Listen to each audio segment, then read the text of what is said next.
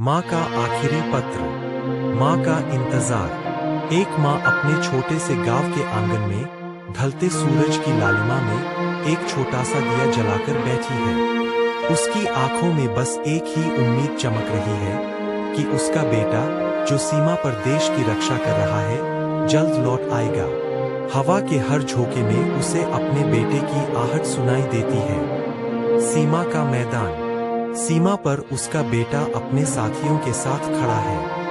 भारतीय तिरंगा लहराता हुआ उसके पीछे गर्व से फहरा रहा है। उसकी आंखों में सिर्फ देश के लिए प्रेम और कर्तव्य का संकल्प है।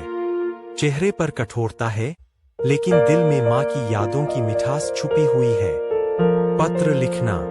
रात के समय सैनिक अपने टेंट के भीतर एक लालटेन की मध्यम रोशनी में बैठा माँ को पत्र लिख रहा है।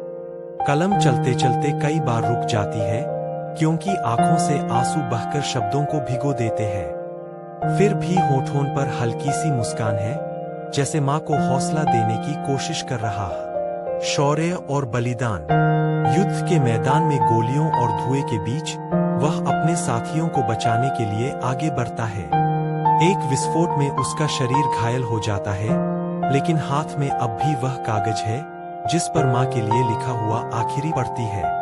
पूरे गांव में सन्नाटा छा जाता है, बस माँ की सिसकियां सुनाई देती है।